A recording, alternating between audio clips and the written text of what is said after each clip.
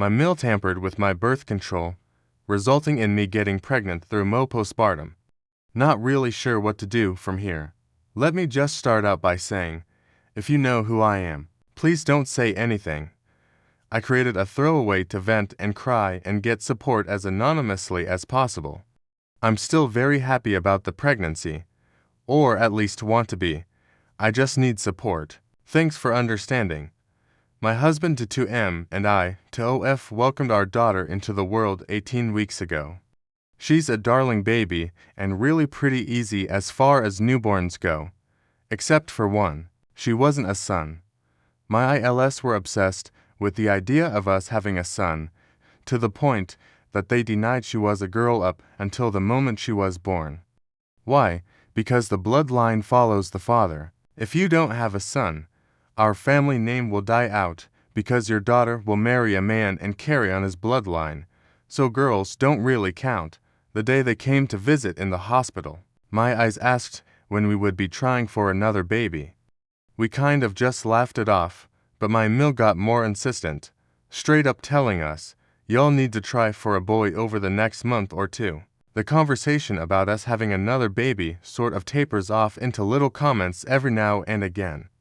I had no problem ignoring them, and we'd already told them it wasn't happening, so I just let it run off my back. Around this time, Mill started coming over daily for a few hours, watching the baby for me so that I could sleep and also occasionally clean up a bit for me. She'd be over unsupervised anywhere from 1 to 4 hours. Fast forward to the present day. 2 days ago, my husband poured me a mixed drink, and when I brought the cup up to my lips, I got hit with this paranoid and panicked feeling. I immediately put the cup down and insisted we take a pregnancy test. Sure enough, it comes back positive. We wait until the next morning, take a digital test, and again, positive. Based on LMP, I should have been about 6 weeks along. After getting over the initial shock, we were excited but confused for several reasons. We hadn't been able to get hormonal birth control, so we'd been using condoms and lube to make sure they didn't tear. So we weren't sure how we'd gotten pregnant, but were happy with the news. We decided we wouldn't tell anyone because we didn't want another baby stampede from his family. But I'm incredibly close with my sil, so I decided to tell her after swearing her to secrecy. When I told her, her eyes got wide and started to water, and she asked if I was serious, and was I sure. I told her, I know my husband and I are young, but between us, we make more than enough to support another baby. Sil bursts into tears and starts to apologize over and over. Meanwhile, I sit there with my mouth hanging open and lost. She calms down a bit and, through her tears, tells me that my mill has been poking holes in our condoms pretty much since we came home from the hospital. She claims Mill told her she did it, but she thought that she was just spouting because she was upset we didn't have a boy, and suddenly everything clicked into place. That's why the condoms didn't work, even though we were careful with them. That's why she'd always shoo me off to sleep while she was around, and that's what she was doing when she was cleaning my house snooping for our condoms. And she knew I wasn't on birth control because I remember complaining to her about how my OB went on maternity leave, and I wasn't able to find another one that took my insurance at the time. I'm so angry. I don't know what to do. I want to go right over to her house and tear her a new one so bad. I can smell my tires burning in the blacktop. I'm also illogically angry at SIL for not telling me. How could you think this was a joke when she was so specific about everything she was going to do? Why didn't you warn me? I would have put my condoms in my room. I'm living with Mill. I'm pleased with this pregnancy, but it wasn't my choice. It wasn't even an accident. It was her meddling because she didn't get the golden grandson she wanted. I don't even know how to handle this. I want to scorch the earth, but I also still don't want his family knowing I'm pregnant. And I'm not even 12 weeks yet, so the risk of a miscarriage is still uncomfortably high. The only bright side of this whole thing, it had snatched my husband out of his mother's fog so violently, he's probably got whiplash. Personally, my pregnancy has soured a bit, so I'm really trying to hang on to any happiness I have about the pregnancy left. If you have Irish twins of your own or are one, I'd love some positive feedback on that situation. Where do we go from here? ETA update. First, let me clarify. I am 20 years old, not 18. I'm 18 weeks postpartum, not 12. 12 is when I would have conceived, given that I'm 6 weeks along based on LMP. Second, I don't give a if you think this is fake. I honestly wish that it were. If you don't have advice to give, I kindly ask that you take your judgment elsewhere. Now that that's out the way, here's the update. I want to thank you all for your support and suggestions. Having a plan makes me feel way less panicked and overwhelmed. Sadly, what Mill did isn't a crime here, so there won't be any jail time or charges pressed. For now, the game plan is NC with Mill for me, babe, or growing babe once the truth is out. Before then, I want all the proof in the world she did this. I've ordered a hidden camera, and I'm going to buy new latex-free condoms, claiming that I'm suddenly allergic to latex. Hopefully, she poke holes again, and I'll have video proof. This time, even if I can't use it to press charges, I want all the proof I have that she's not safe to be around. So, she can't sue for GPR if this baby is a boy. I also have decided to change our family last name to literally anything else. BC, I'm petty. And since she wants to act an ass over this stupid name, then nobody gets it. As for my husband, he's willing and ready to do whatever I decide. Currently, he's asleep. So, we'll be discussing everything at breakfast. Thanks again, everyone. Spot on comments. Comment 1. If it is a little girl, I hope they name it after OP's mother or grandmother or another influential woman in her life. If it's a boy, I like the idea of giving him his mother's surname for a last name or something similar. I also don't think Mill should ever see any child that OP and her husband have ever again. Comment 2. I think you have solid grounds to go to the police and see what can be done. Maybe your state, if in the US, has reproductive coercion laws. She's fully admitted that she poked holes in the condoms, and you probably have the condoms with holes in them as I'm typing this. I don't know how you ever get back to normal after this. If you forgive and forget, you're basically telling her she can invade you and nothing will be done in the form of a consequence. I don't advocate for NC unless it's seriously bad. I advocate here because you'll be seeing red every time you hear her speak. Go to therapy so you can properly accept the pregnancy and separate the anger from Mill and your sweet babe. I wish you the best. Comment 3. This is reproductive coercion, and it is assault. She never sees either of your children again, at the very least. She never has unsupervised access to your children or you. If Hubs isn't literally in the room, she can't be there.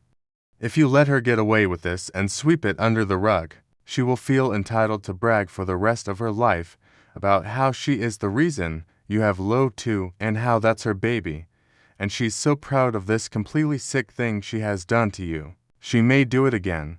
She may do it to sell. This is not a person you can ever trust again. LO1 will always hear about how she wasn't good enough because she was a girl. So Mill did this to you, and now you have LO2, and isn't that so wonderful? Your daughter is going to need to be protected from internalizing that she is inadequate or that reproductive coercion is an okay thing to do. Comment 4. If I were you, I would talk to your local police department or a lawyer to talk about legal options. If a couple agreed to use condoms as birth control and one person decided to poke holes in the condoms without telling the other, so changing the terms of the agreement without informing their partner, that probably would be considered some form of sexual assault or fraud, at the very least. It should be no different for your Mill. If you have any condoms left in your house, inspect them for damage and save them as evidence. I would also never let her around my kids ever again. She is taking manipulation to get what she wants to the extreme. That's not someone I would want influencing my kids. Comment 5. So either you call the police and do anything and everything you can to destroy this nut Job's credibility and peace of mind. tell everyone on Facebook her church, put up her picture with a warning. This crazy woman tampers with condoms where she shops. Or I'll just wait for the update where she plants drugs or something to get you deemed an unfit parent to get you out of the way to her kid. Make no mistake, that is how she thinks. This might sound harsh, but honestly, if you don't both call the police and never let her near your family again, I would have to say you are not fit to parent. Do you want a power-hungry lunatic having control over your kids? Because she will never accept anything less than the level of control she wants. If you let her in, she will not give up. She doesn't even think of you as a human being. You are cattle to her. Comment 6. Not much to say that hasn't already been said. Going to repeat many comments. Good luck with both kids. Speak with your husband about the options with the in-laws. My family had issues with in-laws. 2. Mom's parents talked and joked about beating their religion into us kids, and Dad's sister tried to kill her own kids. My family did supervised visits in public, active parks, restaurants, church with the all-in-laws, whole family, until us kids were over 18 or relatives proved to parents trustworthiness and equality. So, you have that choice if husband wants to stay in contact with her. Change locks, get a door camera, intercept all presents. If it is a boy, raise him with the idea he can take his wife's last name or yours daughter can keep hers and husband takes hers. Adopted sister and her fiance are taking her birth last name. If you keep having problems, trust issues, you can go to a counselor. Most churches, community centers have or know great people to talk to for free or at cost. My closest brother is 12 months to the day younger, and we were joined at the hip until high school, shared a room till middle school. Learning things was easier with someone else learning at the same time. I always had my playmate, and we helped each other instead of asking other siblings or parents for help. Comment 7. So funny thing. You don't have to name your children with your family name. You can name them whatever you want. You could give them a singular name, like Cher or Sting, or, to be more subtle, with a great big U. You could give your child the family name of your own parents. When they become obstinate about it, you could inform them that because Mill messed with your health and safety, you have decided as a family that they will not be part of the naming convention. I am curious. It seems your husband supports your decisions regarding planning your future, but I don't see any commentary on how he is handling his parents. Personally, if my parents treated my wife that way, they would have just lost their grandparent visitation privileges, and they wouldn't get them back until they apologized, and my wife agreed that they deserved them back. Even still, I would have a mandatory 1-year minimum ban. What if you had been on birth control? Would she have just switched your pills for Tylenol? Because mixing Tylenol and alcohol causes permanent liver damage. Maybe she switched to aspirin. Maybe you're on an anticoagulant after the pregnancy because of a developed clotting disorder. Congratulations. She just killed you. If you got a restraining order against your mill for you and your kids, it would not be too far. Comment 8. Once you've calmed down, you and your husband need to inform her that what she did was a huge breach of trust and that because of her actions, she will never have a relationship with her grandchildren. She can't be trusted, and no matter what craziness she spews, this is worth burning a bridge over. Her actions deserve scorched earth consequences. Don't let her threaten you with grandparents' rights, because those usually only proc if their child has died. Plus, they have to establish a relationship with the child prior to filing, which as of now, they have zero relationship with your next child, excluding certain states with crazy GP rights. I think NY is one. Kindly tell her to pound sand and that she isn't allowed anywhere near you, your home, or your children, and that any attempt to contact, harass, or threaten you will be met with a police call and possibly a restraining order. Don't answer phone calls, don't let her in the door, and do not ever stand and take her words. Always turn and walk away. Now to the next story. Story 2. My fiance doesn't want to invite his sister to our wedding because she has feelings for him, when it's more the other way around. My fiance, Will, has a younger brother, Charlie, and he is married to Evie. Evie is a beautiful woman, both inside and out. She is one of the nicest people I've ever met and is an amazing and supportive friend. Perhaps the best friend I've ever had. Will, Charlie, and Evie went to school together. Charlie and Evie have been together for 20 years. They married pretty much straight out of high school. During their time at school, Will and Evie went on one date before she started dating Charlie. Will had been hounding her for a date, and she eventually said yes to try and make Charlie jealous as she liked him but didn't think he felt the same way. Yes, completely aware this is ridiculous. But Evie was 13 at the time. Evie told me about this date pretty early on. She had wanted me to know in case I thought she had feelings for Will. She made it very clear that she's never had romantic feelings for Will and that she just used him for that one date to make Charlie jealous. I do know that Will had feelings for Evie, and from what he said, that he stopped having them since we've been together. Will and I are currently in the process of planning our wedding for next summer. We've been putting together a list of who we want to ask to be a part of the wedding party and who we want to invite to the wedding. I want to have Evie as one of my bridesmaids because I know she will be supportive and reliable. Will frowned and told me that he wasn't planning on Evie being part of the wedding. I asked if he had a falling out with Charlie and wasn't inviting him either. Is there a package deal as a married couple? Plus, there is no way one would attend without the other. He replied that he hadn't fallen out with his brother, but he couldn't see himself getting married with Evie there as according to him, she still has feelings for him and he wouldn't want her to ruin our day. I know for a fact that she doesn't. I asked him if she had confessed feelings or something. He said no. But it's the way she is with him. He gave examples like how she's always around our house. Evie and I run together 3 times a week as I live closer to her work. She comes to ours to change instead of going home. How she make his favorite dessert when we celebrate Christmas at theirs. His birthday is Christmas Eve. How she does little thoughtful things like dropping off baked goods for us, or how she takes an interest in things he is interested in. The 3 of them support the same football team. To me, none of this is Evie showing she has romantic feelings for him. She's just being a good friend. I told him this, but he is insistent on not inviting Evie to the wedding. I know that if Evie is invited, Charlie won't attend, and it will snowball further, as the family are really close, but it will look like I'm the one causing this. I reached out to Evie after the conversation with Will, and I asked her to be honest with me if she had any sort of romantic feelings for Will. At first, Evie laughed at the idea of her having any sort of feelings for Will.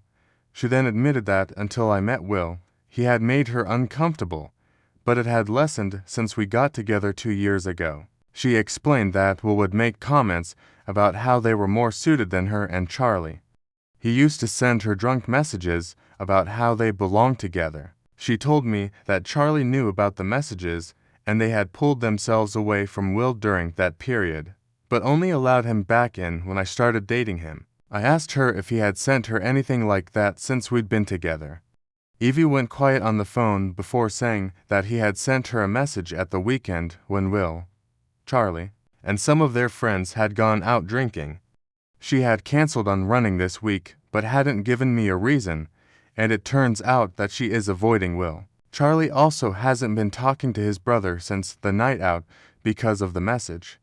She sent me the message, and it was very explicit. He told her that he wished he was the father of her child. Evie's pregnant with their 4th child and not Charlie, and how he'd be a better dad than Charlie could ever be.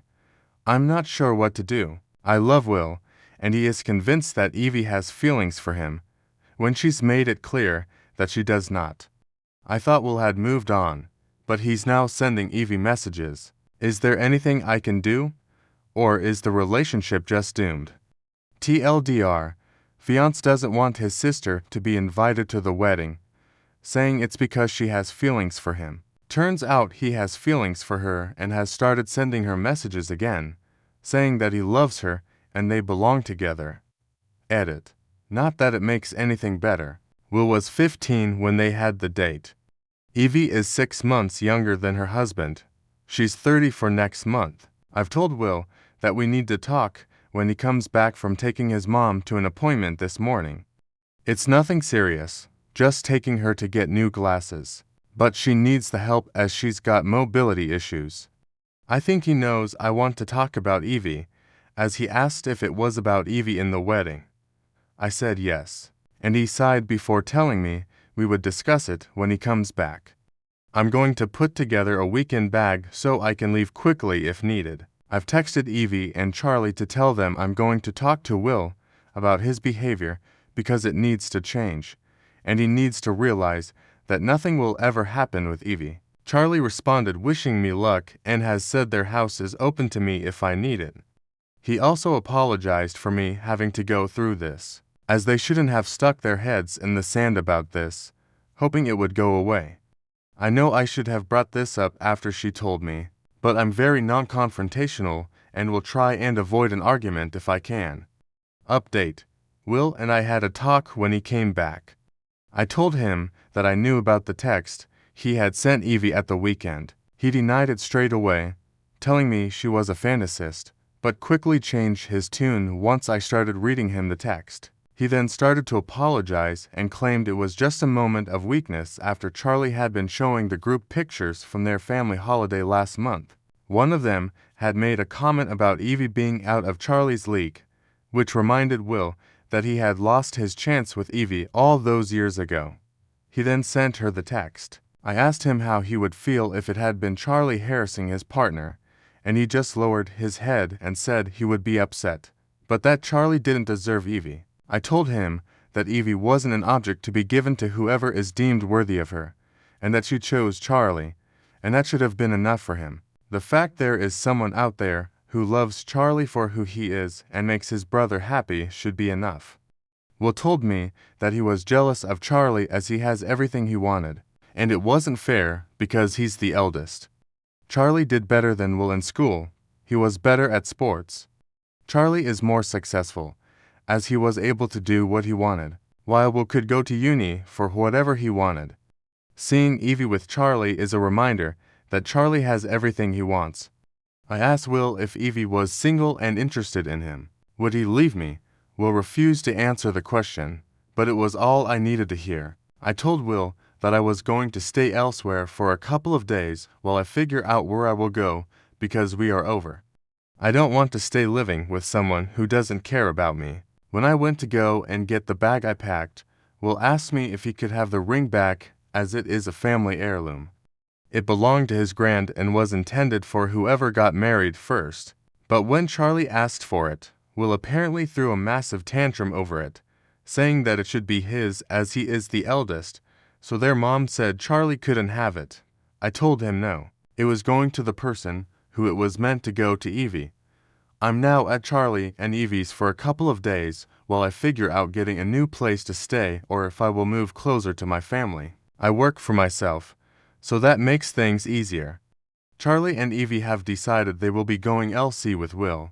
They'd go NC, but it will cause drama with the family and neither want that. Especially Evie. Will called Charlie asking if I was with them, but Charlie told Will that he had no idea where I was. Charlie then proceeded to tell Will that they are going LC with him because of the way Will has been towards Evie and that he is now doing what he should have done years ago and protecting Evie. Evie has apologized several times, as she feels she's the reason my relationship has ended, but I have reassured her that the only person at fault here is Will and I do not blame her for anything. If anything, she is a victim in all of this too. I've given her the ring, but she has said that I should give it back to Mill as she doesn't want it. I wish I had seen Will's behavior before it got this far, but I was blinded by love. Looking back, I can see there were red flags that I just decided to ignore. Spot on comment 1. Your fiance is obsessed over another woman to the point he outright told her he wished he was the father of her children and you don't want to say anything because it may start a fight. Up. You're his placeholder. If Evie did not have a husband or they divorced, he would go for her. This relationship is doomed. Comment 2. Why would you marry someone who is in love with someone else? You are the backup plan. If he ever sees that he has a chance with his seal, he will drop you faster than a hot-baked potato. Do you really want this man to be father to your children when he would rather Evie be the mother? Comment 3. Girl, you have two choices, each with consequences. Just know from now on, whatever happens, it's on you. He's going to lie and say it's not true and he loves you. But you know, and we all know, you're a placeholder. Option 1. You marry him knowing he loves someone else. You resent him, and resent Evie, because she has something you don't have that he likes. He would leave you in a heartbeat if he had a chance with Evie. You could even have good years with him and get pregnant, but know that he would leave you at any point for Evie. Option 2. You leave him and put yourself first, and later in life you are grateful you didn't settle for him in second choice. Either way, your future is yours. You can't blame him in 10 or 15 years why he doesn't love you, because you knowingly chose to get married with him. Or you can make the hard choice and pick yourself. Comment 4. Please don't marry him. You deserve to be the first choice. You're not with him. That text message is a huge sign to leave him. I'm so sorry, but I really don't think you can come back from this. He's living a fantasy, a lie, and you deserve so much better. Please sit down with him and ask him to explain that text. For me, I'd be out, but if you're determined to make this work, he needs therapy and you should distance yourself from Evie and Charlie to see if that helps. But really, I would break up. You have not built a strong foundation for this relationship, let alone a marriage, and if anything ever happened between Charlie and Evie, he would want to make a move. Even if Evie doesn't want him, I'd hang on to those two as friends and say goodbye to Will. Big hugs. Comment 5. You just found out you are getting set to marry a stalker who is focused very disturbingly on his own seal, and you think this can be fixed. No, it can't. You're being used. Your fiance wants you in the picture because it brought his brother in the S back. You are his I'm a nice safe guy costume. Your fiance is a creep. His family is deluding themselves if any of them think you marrying him will fix the problem of him creeping on seal. Run. Comment 6. Your fiance is a 16-year-old who pressured a 13-year-old to go on a date with him. Are 13-year-olds even allowed to date? Did he drive a 7th grader to a restaurant and has been harassing her for years? I honestly can't believe Charlie and Evie haven't cut him off. I feel awful for her that she's had to put up with him trying to manipulate her into leaving her husband and father of her children for him. Now he wants to punish her for not reciprocating his advances by excluding her from your wedding, knowing how much it will hurt when she's so close with you. He doesn't love you. You're a placeholder because he can't have Evie. I'm sorry. That sounds harsh, but it's the truth that can be seen plain as day from outside the situation. If Evie told him she wanted to leave Charlie for him, he'd drop you in a heartbeat. I would call off the wedding and be so glad Evie told you all this before the breakup became a divorce. Your husband is a creep. Thank you for watching. If you haven't subscribed yet, please do so and hit the notification bell to stay updated with more shocking real-life stories happening around you. I became the antagonist in my stepsister's drama after refusing to cut my brothers out of my life, as she had demanded on her birthday. Out of my 4 siblings, I won 8 FAM, the youngest, Chris 25M, John 27M, and Michael to 8M are my 3 older brothers. My father 53M and my brothers have been quite protective of me ever since our mother died when I was 8 years old. Among other things, I had movie nights with my brothers and father-daughter date nights with my dad. I believe they did that to ensure I didn't feel alone. My father married Melissa for 5F last year. She moved in with us, along with her 18-year-old daughter, Ashley. I always felt that I was disliked by Ashley. She would converse with my brothers and father, but never with me. She would give me a brusque response and then turn away if I attempted to speak with her. After a few weeks of unsuccessfully attempting to get along with her, I gave up, even though I never understood why or whether I had done something to her. It was sufficient that we treated each other with civility. My brothers had conflicting feelings about her as well. She insisted on attending our movie nights, but even if none of us were interested, She would always insist on seeing a film she enjoyed. Additionally, she persisted in attempting to cuddle with my brothers, which made them uneasy and strange, as they didn't know her well, because he didn't enjoy how touchy she was with him. Chris actually told her to stop. I recently turned 18. It was low-key and enjoyable, and I got some amazing presents. Ashley approached me the following day and complained that it was unjust because my brother's birthday presents to me were superior to those they gave her in June of last year. Since my brothers didn't really know her, they each gave her a $200 gift card to a different store so she could purchase the things she loved. To be polite, they handed her presents. My brother sent me a personalized planner with quotes and messages on every page, a signed copy of a whole book series I've been infatuated with, and a personalized perfume. Since they don't truly know her, I think it's reasonable that they give my gifts more thought. Ashley broke down in tears as she said, "I always get everything and she gets nothing." Then she insisted that I quit spending time with my brothers, saying that they would give her more attention if I did. She also asked me to inform them that since she was now their sister, they should treat her the same way they treated me. I assured her that I wouldn't make my brothers do anything against their will. She demanded that I call my brothers at that very moment to inform them that I would be spending less time with them and that they were to get her better presents. I declined. She must have told her friends and cousins, since I've been receiving letters from them accusing me of being a pampered, self-centered child. I'm questioning myself now. Recent update. Your recommendations and counsel are much valued. In case you missed it, I alerted my father and brothers about Ashley's actions. I did mention this in the comments. According to my father, they would speak with Ashley after he spoke with Melissa. We all spoke the following day. Ashley didn't deny anything.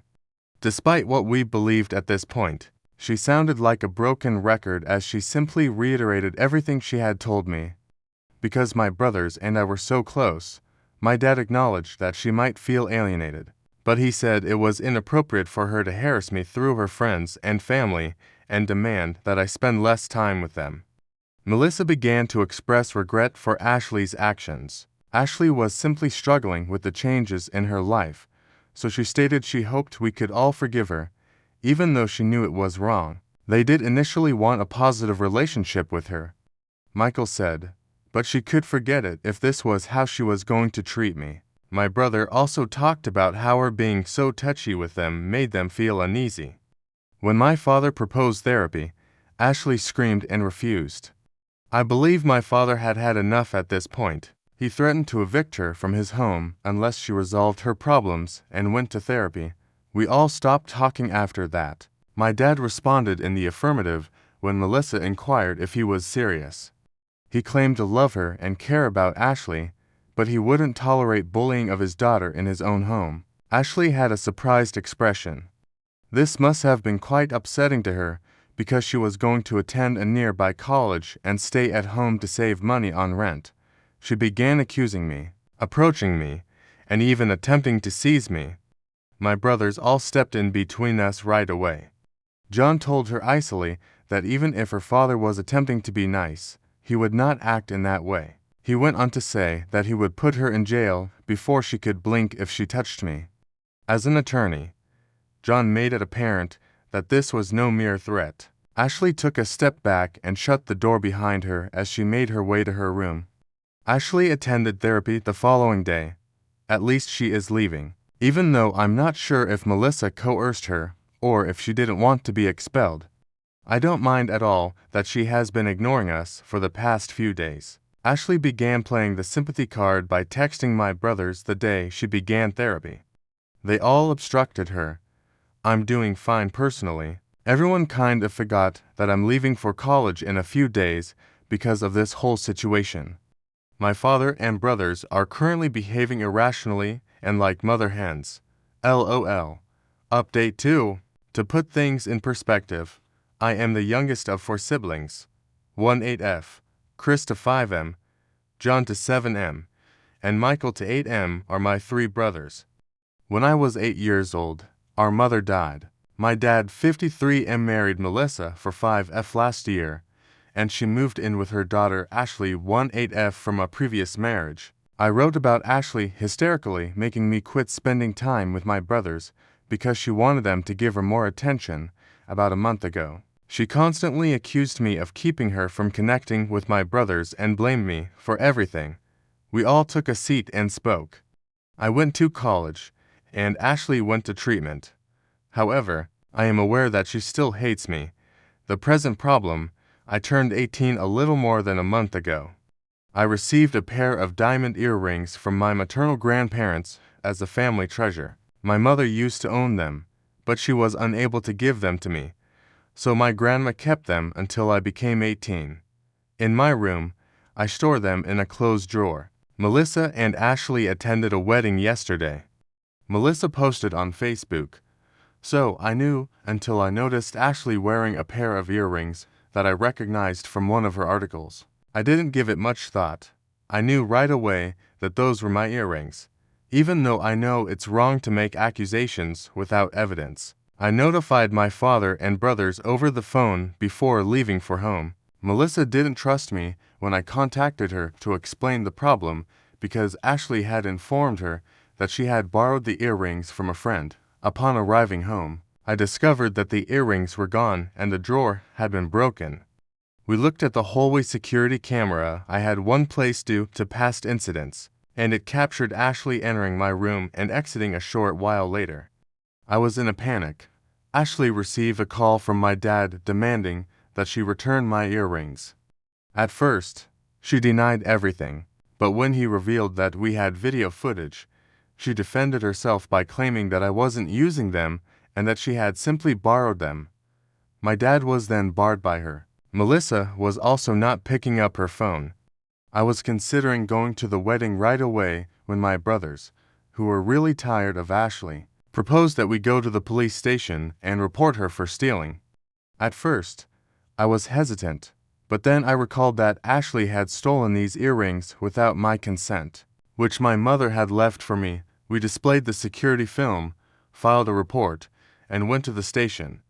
Ashley was brought to the police station this morning to be questioned. Melissa and she remain at the station. Ashley's family has been calling and texting me to accuse me of being dramatic and embarrassing their family because a lot of the wedding guests witnessed the police officers. Update 3. I had no intention of updating after my initial post was locked, but I got a ton of messages requesting one and advising me to update my profile here.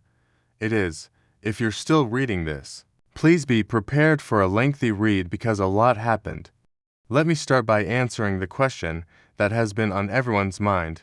I did receive my earrings back. Their current location is far safer. Second, my brother handled most of the legal technicalities, so I am not fully aware of them, but these are the specifics. The price of the earrings is high. Ashley was in a lot of trouble because my grandparents apparently got them certified and had all the paperwork. Ashley was kicking and screaming the entire time, according to my father, who was at the station. She initially insisted that she had borrowed the earrings from a friend, but the police later showed her the video proof.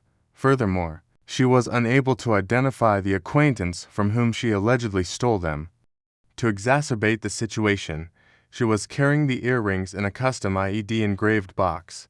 As my father related, Ashley reportedly attempted to flee while the authorities were speaking to her and even bit the officer who attempted to stop her. She was consequently forced to stay the night in the holding cell at the station until she made amends. Admittedly, I found this to be quite entertaining. Yes, it's wrong to make fun of other people's poor luck, but I'm just a human. My dad's wife, Melissa, expressed her deep disappointment in all of us. She acknowledged that Ashley's actions were in a gray area, but she claimed we could have waited for her to return and avoided making things more serious. She halted the call and stopped answering her phone that evening when my oldest brother asked her why she didn't want the situation to get out of hand. Despite her inability to respond, she insisted that we make considerations for family. Melissa went on to say that diamonds should be worn rather than kept in a drawer and that Ashley looked lovely in the earrings. This makes me think that she was aware Ashley had stolen my earrings from the beginning and just allowed it to happen. Unfortunately, I can't demonstrate this. Melissa and my dad are divorcing. I hope this is resolved quickly because I don't think she's receiving much because they have a prenuptial agreement.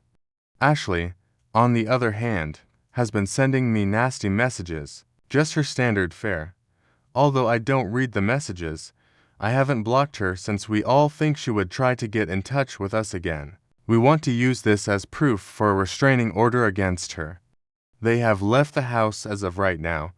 Melissa is still pleading with my dad to change his mind. Dad stated that his children must always come first and that he cannot allow a thief to live in his home. He believes that Ashley poses a threat to my brothers and me. My brothers and I have blocked Melissa after she attempted to get in touch with us. I genuinely hope that this whole situation is ending because it has turned into quite a spectacle. I hope this is my final post on this site. I sincerely appreciate all of the people who have messaged and left comments inquiring about my well-being. Thank you so much for all of the best wishes and advice. I really appreciate it. Edit. I got several replies inquiring as to whether Ashley was unaware that the hallway was being filmed. It's possible that I never informed her outright. Hey, there's a security camera in here, but since they are visible and not concealed, I failed to see how anyone could confuse them for anything else. Some also questioned why the security camera was installed in the first place. Our neighborhood was the scene of several crimes a few years ago.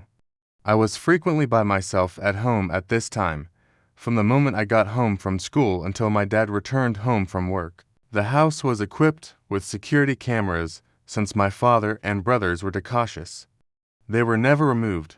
Many Reddit users messaged me after my first post, warning me to exercise caution since Ashley might try to take anything. They were correct, though, so I made sure to confirm that the cameras were operational.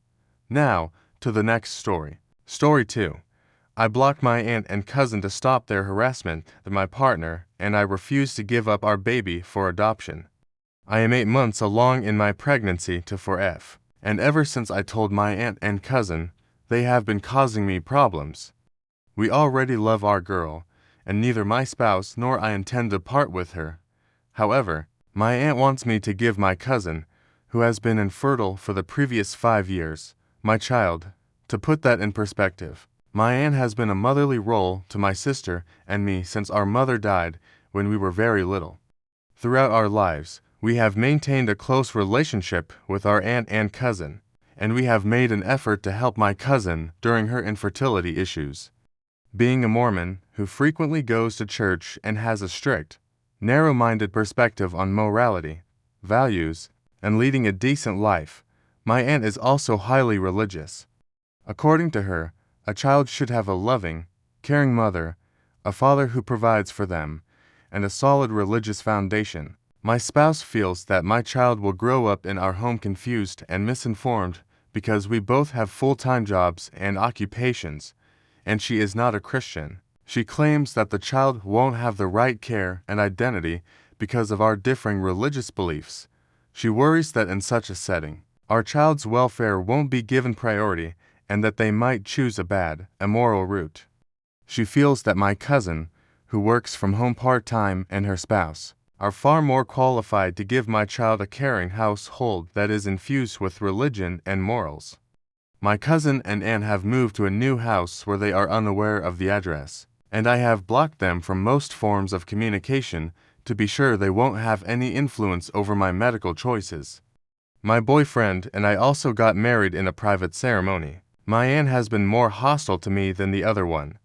She even yelled and argued when she arrived at my former flat one day in an attempt to teach me about the circumstances. She tried to get me to meet her at a cafe close to her church so we could talk about the baby in a phony, nice voice. She persisted even after I told her that we had nothing to talk about and that I was keeping the baby. Eventually, I had to tell the apartment manager and hide in my flat. It took her around 30 minutes to leave. Additionally, my aunt has involved her religious acquaintances, who occasionally leave me angry voicemails and texts, In contrast, my cousin has been more reserved around me, but she is dealing with trauma and despair following the preterm labor that resulted in the death of her baby daughter at 30 weeks of pregnancy. She has been participating in motherhood-related forums and commenting frequently on social media. Rumor has it, though, that she has been attempting to conceive through these groups and has been expelled from numerous of them as a result of her actions. She has been accused of pressuring widows and young moms for their children, which has devastated her. My cousin, who sees my baby girl as a replacement for her late child, is reportedly waiting for me to give birth because she is yearning for a child to fix her family. My aunt and cousin both seem to think that I will eventually give up my child because I will become overburdened with parental duties. They believe that I will allow my cousin to be adopted by her husband. My aunt maintains that I may have another child in the future and claims that since we are family, delivering my kid to my cousin shouldn't be as difficult as it may be. She thinks that since I'm still young and intend to go to graduate school after working for a time, this should be a simple decision. It seems like my cousin wants to get back in touch with me like we did before I became pregnant, but I'm not going to talk to her again until after I give birth. This is to assess her emotional state and avoid adding to my pregnant stress. Growing up, I liked her more than my aunt and had always been there for her during her infertility ordeal. However, her recent actions and thoughts have startled me and caused me to worry about my safety. Since we got married in secret this year, my partner and I are organizing a large wedding celebration for next year. I'm not sure if my aunt or cousin would be able to make it or be invited. Aside from people who are close to my aunt and cousin, I currently get a lot of support from both sides of my family. In a year, though, I'm not sure if that support will still be there or how my relationship with my aunt and cousin will change. I have missed a few family occasions that I knew they would be at, but I don't want to permanently miss out on pleasant times and family get-togethers. After my baby is born, I'm not sure how things will work out with my aunt and cousin and what problems might result from this circumstance. I was raised in a culture that viewed starting a family and having children as a reward for leading a proper upright life. Even if you were truly having difficulties, you were rarely given judgment-free assistance and were frequently harshly criticized for any perceived flaws. Adoptions were a big part of my church's work, and I think they still are. The birth mothers were frequently young, unmarried, single, or in some other way viewed as ungodly. If birth moms decided to raise their children, the church would intimidate and stress them regarding their future and the fate of their offspring. These infants were frequently given to Mormon couples who were unable to conceive or who wished to look altruistic by saving an innocent child and providing the biological mother with an opportunity to fix her life and lead a fulfilling life. I am now extremely cautious of this practice, since it terrifies me. First, adoption update. My aunt and cousin, who are also active members, and I spoke with the local church head about the matter. After a lengthy conversation, he first disregarded my worries as family disputes and recommended that I seek counseling. We told him about my cousin's false dreams of adopting my baby, whom she feels would grow up in a decent household, and how she is still struggling with the trauma of the death of her baby. We also informed him of the serious disruption and stress my aunt has been inflicting by feeding into these hopes and nagging me on her behalf. The pastor of the church expressed empathy for me and admitted that he knew what my cousin was going through because she couldn't conceive. He promised to get in touch with my aunt and cousin to find out their version of events. I had another conversation with him today. He was worried that I had stopped talking to my aunt and cousin, especially since I moved away, and claimed they would like to talk to me. I questioned him about what they had said and told him that their actions with regard to my baby had influenced my choice to break off communication. He said that, because of her health, my cousin's IVF treatments are unlikely to be successful. Therefore, she had talked to a church therapist and was considering adoption as a way to have a family. Despite what my cousin had been thinking, I made it clear to him that I was not giving up my kid. After stating that he understood, he started to inquire about my personal situation. He then recommended that we seek therapy services and made another attempt to arrange a meeting between us and my aunt and cousin. I informed him that, just now, I didn't feel comfortable with that. He suggested that I at least give my cousin a call once, and if I was too afraid to do it myself, he would meet with my aunt on Sunday. That was the end of our call. In the upcoming days, I'll update this site with his comments. Since I don't want to make a completely new post for it, I will also change this one to make updates easier to discover. Edit. I don't like his response, and I don't like the pressure he's giving me to get back in touch with my aunt and cousin. Even though he claims to understand my worries, I think he is being condescending and attempting to pressure us to settle our differences too soon. Since he has religious authority and influence over my aunt and cousin, my boyfriend and I first decided it would be worthwhile to try to get in touch with him. When we speak on the phone again, I'll listen to his response and figure out how to get him to give my concerns more weight. To be clear, I didn't give him any personal information, and I don't have any intentions to see my aunt and cousin in person. We do not reside in Utah, and we have already gotten in touch with legal assistance. Update 2. I made the decision to message and unblock my cousin. I informed her that there would be no discussion about my partner and I keeping our child. I made it plain that I don't feel comfortable with her, her husband, or my aunt being part of my child's life and urged her to get good therapy if she hasn't already. She still hasn't replied. No matter what she says, she will no longer be involved in my child's life, and our connection will not be the same as it was. Third update, the birth of my kid and other endeavors, while I heal and take care of her, have kept me quite busy over the past 3 months. I hadn't had a chance to update until now, despite logging onto Reddit a few times. My baby is almost 4 months old, and I am currently 25. Time goes by so quickly. She is doing great and makes us very happy. She is maturing so quickly, and I enjoy taking walks with her. I have begun my job search and intend to return to work shortly. I appreciate all of your best wishes and concerns. I hope the Thanksgiving holiday season is going well for everyone. Here is the long-awaited update regarding my cousin and aunt. My aunt and cousin have been quiet since my last update. My aunt contacted me in August using a different phone after my cousin failed to reply to my SMS. She inquired about my health and whether I had given birth yet. She expressed concern for my babies and my well-being during our brief conversation. Because I had cut off a lot of contact with my family and quit my work, my aunt told me that they had been attempting to adopt a child through their church ties, but had not yet been successful, most likely because they had only recently begun the process. When I inquired about my cousin, my aunt said that my cousin's husband's past would be an issue. When I questioned if they had spoken with a legitimate adoption agency, my aunt went on to talk about how the white birth rate is declining and how people are purposefully avoiding motherhood, something I was unaware of. Then, she became upset, bringing up irrelevant subjects like 9th-month abortions and asked if I still wanted the baby. She is a staunch pro-lifer. I told her again that I really wanted to keep my child.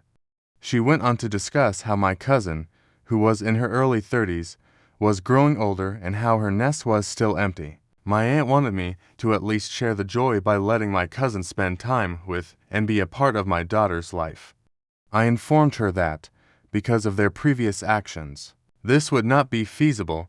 I was afraid my cousin would attempt to play the part of a mother and let her illusions take over once more. I refused to accept my aunt's insistence that my cousin was attempting to better herself and had received church therapy. She went on to ask if I knew of any resources or people who might be interested in adopting a child. I informed her that I didn't and suggested that my cousin and her spouse exercise caution and patience while they prepare to become parents, given that everyone around them is hitting motherhood milestones. My aunt stressed how crucial it was for my cousin and her husband to have children, not just because they deserve them, but also for their reputation. She pushed me on when I might have my next child and changed the topic to my future family plans, After this surprise pregnancy, my aunt informed me that family planning was crucial and asked if she and my cousin might be involved. I became weary of the talk as the call continued and her typical behavior became more noticeable. Thank goodness she ended the call before me, because she had an event to attend. I like that my sister is there to inform me of any updates pertaining to my former church, as well as what's going on with my aunt, cousin, and other family issues. My sister said my aunt was telling the truth about my cousin. Although my cousin still has severe depressive episodes, her general mental health appears to have considerably improved from her worst moments. Her lack of children and her tense relationships with my sister and myself might make her feel extremely empty at times. Since many of their local alternatives have closed, my cousin and her husband are also looking into the possibilities of finding an IVF doctor overseas in the hopes of a miracle. My cousin seems to still think of my kid as something she lost, but she has been pleading for forgiveness of her sins and hopes that God will soon provide her children. For obvious reasons, my family and I have opted to miss Thanksgiving. In a few days, I intend to go back to work shortly, most likely following the holidays. I've already made daycare plans and taken all the required safety measures, all things considered. The future appears bright once more. I appreciate your support, everyone. If you have any questions concerning parenting, Mormonism, my family, etc., please contact me. An intriguing aside would be that my aunt has expressed her readiness for the grandma life and has taken a strong interest in my cousin's family starting endeavors when we were younger. My aunt also said that, because my sister and I lost our mother when we were very little, she would be like a grandmother to our future children. She must not be as excited about us as she once was. Thank you for watching. If you haven't subscribed yet, please do so and hit the notification bell to stay updated with more shocking real-life stories happening around you.